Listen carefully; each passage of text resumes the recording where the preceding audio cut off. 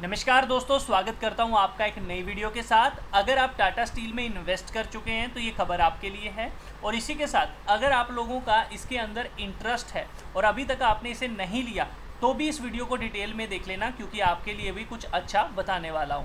तो सबसे पहले आप लोगों को इसका थोड़ा सा फंडामेंटल एनालिसिस करके दिखाऊंगा, ताकि आप लोगों को ये क्लियर हो जाए कि ये एक अच्छा स्टॉक है या फिर नहीं है। उसके बाद आपको न्यूज़ भी बता दूंगा, फिर उस न्यूज़ की बदौलत आप एंट्री करना चाहो तो कर लेना, अगर आपको लगे नहीं है आपके काम की तो मत करना। तो यहाँ पर सबसे पहले टाटा स्टील में अगर आप पैसा लगाते हैं तो ध्यान रखिए, प्रमोटर की इन्वेस्टमेंट 33 पॉइंट करोड़ के करीब है, परसेंट के करीब है इसमें प्रमोटर की। और अब जाके कुछ ना कुछ हिस्सा बेचा भी है, यानी कि थोड़ी सी सेलिंग प्रेशर देखने को इसके ऊपर हमें देखने को मिला है प्रमोटर के द्वारा। बात करें एफआईज की तो एफआईज ने यहाँ पर माल बेचा है। डीआईज की बात करें तो डीआईज ने यहाँ पर माल थोड़ा सा खरीदा है। तो आप ये कह सकते हो कि जो प्रमोटर ने थोड़ा बहुत माल बेचा वो डीआईज ने खरीद लिया, तो कोई भी बैड इम्पैक्ट या नेगेटिव इम्पैक्ट तो नहीं देखने को मिलने वाला। पब्लिक की बात करें तो पब्लिक यहाँ पर माल खरीद रही है, ये भी अच्छी बात है। बात करें म्यूचुअल फंड्स की तो 10% के करीब यहाँ पे म्यूचुअल फंड्स भी हैं, तो उनका पैसा भी इसके अंदर लगा हुआ है। तो एक चीज़ तो क्लियर हो गई कि भैया अगर हम टाटा स्टील के स्टॉक को खरीदते हैं तो हम अकेले नहीं हैं जो इसको खरीद रहे हैं, और भी बड़े बड़े जहाज और भी बड़े बड़े प्लेयर्स इसमें इंटरेस्ट रखते हैं, हमारा पैसा भी उनके साथ है। अगर हम गलत हैं तो डेफिनेटली वो भी गलत हो सकते हैं, ये बात ध्यान रखना। सो हम सेफ बेट खेल सकते हैं इसके अंदर इन्वेस्टमेंट करके, क्योंकि बड़े प्लेयर्स का भी पैसा लगा है। बात करें थोड़ा सा रेवेन्यू की तो अच्छा खासा रेवेन्यू जनरेट करती है कंपनी। प्रॉफिट की बात करें तो भैया पिछले साल 2024 में near around quarterly financial year में देखोगे तो इस कंपनी ने 4851 करोड़ का लॉस किया है, और ये लॉस आगे जाकर आगे बढ़ ना जाए इसके लिए दिक्कत हो सकती है। बट ये लॉस क्यों हुआ है ये भी देखना ज़रूरी है। हो सकता है इन्होंने अपने डेब्ट को क्लियर किया हो, बट इसके ऊपर आपकी नज़र ज़रूर जानी चाहिए। बात करते हैं कंपनी के कर्जे की, तो कंपनी ने यहाँ पे कोई भी कर्जा ख़त्म नहीं किया, उल्टा कर्जा लिया है। तो ये बात ध्यान रखना कि यहाँ पर जो पैसा लॉस हुआ है, आई डोंट नो वो किस वजह से हुआ है, बट ये एक नेगेटिव इम्पैक्ट आने वाले समय में स्टॉक प्राइस के ऊपर डाल सकता है। आगे चलते हैं कंपनी की कैश फ्लो के ऊपर। तो यहाँ पर अगर कैश फ्लो की बात करें, कंपनी को काम करने में कोई भी दिक्कत नहीं आ रही है, अच्छा खासा कैश फ्लो है कंपनी के पास और अच्छा खासा कैश कंपनी जनरेट कर रही है। ये बात ध्यान रखना, इस बात को कभी भी भूलिएगा मत कि कैश फ्लो प्लस में चाहिए होता है। इससे हमें ये पता चलता है कि ऑपरेटिंग एक्टिविटी में भैया दिक्कत नहीं आ रही है, ठीक है। तो इसमें अभी तक जो हमें चीज़ें देखने को मिली, सिर्फ एक ही चीज़ गड़बड़ा रही है, कंपनी का प्रॉफिट कम होता जा रहा है, लॉस में आ चुकी है कंपनी। इस चीज़ को ज़रूर ध्यान में रखिएगा। इसके अलावा हम लोग कंपनी की एक चीज़ ज़रूर देखना चाहेंगे और वो होगी हमारे लिए बैलेंस शीट। बैलेंस शीट के अंदर अगर हम इस कंपनी को देखें तो कंपनी कहती है एज़ पर कंसोलिडेशन मेरे पास जो रिजर्व एंड सरप्लस है वो कितना है, यहाँ पे 90,788 करोड़ का रिजर्व एंड सरप्लस इनके पास बढ़ा है, बहुत अच्छा है। लेकिन ध्यान रखिए पिछले 3 सालों से ये रिजर्व एंड सरप्लस कम होता जा रहा है, ये अच्छी बात नहीं है। लॉन्ग टर्म बोरिंग अगर देखते हैं तो कर्जा कंपनी का बढ़ता जा रहा है, ये भी अच्छी बात नहीं है। शॉर्ट टर्म बोरिंग की बात करूँ तो कंपनी का कर्जा इसके ऊपर भी बढ़ता जा रहा है, ये भी अच्छी बात नहीं है। तो ध्यान रखिए कंपनी अपने डेप्ट को इंक्रीज कर रही है, जैसा कि मैंने आपको पहले ही बताया। दूसरा, कंपनी लॉस में भी जा रही है, रिजर्व एंड सरप्लस कहीं ना कहीं कंपनी के ख़त्म हो रहे हैं, आहिस्ता आहिस्ता कम होते जा रहे हैं, ख़त्म तो नहीं कहूँगा, कम होते जा रहे हैं। तो इस बात के ऊपर आपको थोड़ा सा ध्यान ज़रूर देना चाहिए अगर आप एक लॉन्ग टर्म इन्वेस्टर हैं। तो मैं इस कंपनी से थोड़ा दूर रहूँगा, क्यों? क्योंकि मुझे इसके अंदर जो इन्वेस्टमेंट का पर्पस है वो अच्छा नहीं दिख रहा। क्यों? क्योंकि कंपनी लोन बढ़ाती जा रही है और कर्जा जो है वो ख़त्म नहीं कर पा रही है, ये बात ध्यान रखिए। आइए देखते हैं इसके पास आने वाला क्या है। इन्वेंट्री में देखिए 49,157 करोड़ की इन्वेंट्री है, हालांकि पहले ज़्यादा हुआ करती थी, अब कम हो गई। तो यानी कि वो पैसा जा कहाँ रहा है। ट्रेड रिसीवेबल 6263 करोड़ के हैं। कैश एंड इक्विवेलेंट देखिए ये भी कम होता जा रहा है। तो ध्यान रखिए बैलेंस शीट का ट्रेंड थोड़ा सा नेगेटिव है, थोड़ा नहीं कहूँगा, काफ़ी ज़्यादा ही नेगेटिव देखने को मिल रहा है।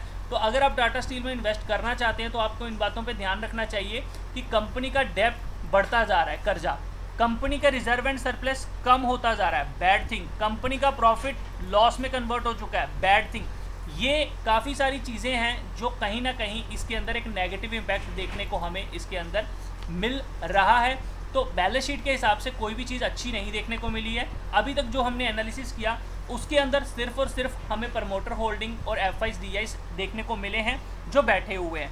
But as per this balance sheet अगर मुझे लॉन्ग जाना है मैं नहीं जाऊँगा, ये मेरा रिजल्ट कहता है। आइए अब मैं खबर के ऊपर आपके साथ बात करना चाहता हूँ जो मेरे को मिली है और मैं आपको जो है बताना चाहता हूँ। दोस्तों बात करें न्यूज़ की, तो न्यूज़ ये है कि आज के दिन यानी कि 24 जून 2024 को आज 17.67 करोड़ का ब्लॉक ट्रेड इसके अंदर देखने को मिला है, जिसके अंदर 10 लाख के करीब शेयर ट्रेड हुए और 176 रुपये 5 पैसे के करीब ये ट्रेडिंग जो है वो की गई है। दोस्तों अब इसकी बदौलत हम कैसे पैसा बनाएंगे, आइए आपको डिटेल में ये बताता हूँ। और ध्यान रखना, क्या ये सेलिंग हुई है, क्या ये बाइंग हुई है, ये आपको कोई नहीं बताएगा, लेकिन टेक्निकल चार्ट आपको कहीं ना कहीं चीज़ों की हिंट जो है वो ज़रूर देगा। तो सबसे पहले तो बता दूं कि अगर आप टेक्निकल चार्ट लाइव चाहते हैं, जैसे कि मैंने ये एनालिसिस किया है, आप चाहते हैं आपको भी सेम टू सेम एनालिसिस मिल जाए, कल जब भी ट्रेडिंग शुरू हो ये ट्रेंड लाइन आपके पास होनी चाहिए, इसके अंदर ही चार्ट चलना शुरू हो जाए, तो आपको वीडियो के डिस्क्रिप्शन के अंदर एक लिंक दिया गया है समझ आएगा .in वेबसाइट का। आप जैसे ही वहाँ पे क्लिक करेंगे तो आपको इस तरह का पेज आ जाएगा। जैसे ही यहाँ पे क्लिक कर दोगे तो ये पेज ओपन होने के बाद आपको टाटा स्टील का लाइव चार्ट देखना है, तो यहाँ पे क्लिक कर लेना। जैसे ही आप यहाँ पे क्लिक करते हैं तो दोस्तों जो मैंने ड्राइंग की है, जो भी मैंने यहाँ पे बनाया हुआ है, वो सारा का सारा आप लोगों के सामने यहाँ आ जाएगा। बस लॉगिन कर लेना, जीमेल आईडी या कोई भी आपके पास मेल होगी तो उसके साथ लॉगिन कर लेना, जो कि मैंने किया है। तो यहाँ पे आप देख सकते हो ये है, और ये है वो बटन प्ले का। जैसे ही करोगे तो लाइव चलना यहाँ पे शुरू हो जाएगा। अब इसकी बदौलत करना क्या है और है क्या गेम, तो सतर्क होने की यहाँ पे स्थिति जो है वो पैदा हुई है। तो मैं आपको यहाँ पे बोलना चाहूँगा कि देखिए ऊपर की तरफ ये अच्छा खासा कंसोलिडेशन होने के बाद अब ये नीचे की तरफ जा रहा है, तो नीचे की तरफ कहाँ तक जा सकता है और ये आज बाइंग हुई है या फिर आज सेलिंग हुई है, आपके लिए ये भी इंपॉर्टेंट है, ये बात ध्यान रखना। देखो जिस तरह से चैनल पैटर्न बना है तो कहीं ना कहीं यहाँ कहीं उस बंदे ने आज शॉर्ट किया है, आप कह सकते हो यहाँ कहीं ये ट्रेड हुआ है। तो देखो यार, अगर बाइंग हुई है ना तो वो अपने प्राइस के नीचे इसको नहीं जाने देगा, ये बात ध्यान रखना। अगर सेलिंग हुई है तो नीचे कहाँ तक जा सकता है, ये चीज़ इंपॉर्टेंट है आप लोगों के लिए, ध्यान रखना।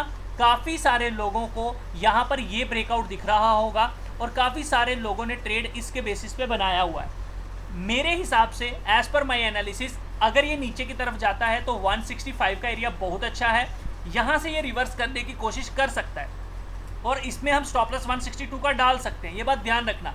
जिस तरह से ये चैनल पैटर्न बना हुआ है, पॉसिबिलिटी ये भी हो सकती है चैनल पैटर्न को फॉलो करता हुआ नीचे जाए। तो हमें क्या करना है, हमें यहाँ करना है ट्रेड, यहाँ करना है, कहाँ करना है ट्रेड। सबसे पहले तो ध्यान रखो, जब तक ये इस चैनल पैटर्न के बाहर नहीं निकलेगा, इस चैनल पैटर्न के बाहर जब तक ये नहीं निकलेगा हम लोग कोई भी ट्रेड नहीं लेंगे। जैसे ही 30 मिनट के ऊपर ये इसके अंदर सस्टेन करे, इसके बाहर निकल जाए और प्राइस अगर 176 के ऊपर है तो हम एक बाय का ट्रेड बना सकते हैं, जिसमें हम टारगेट 185 तक का ले सकते हैं, आराम से हमें देखने को मिल जाएगा।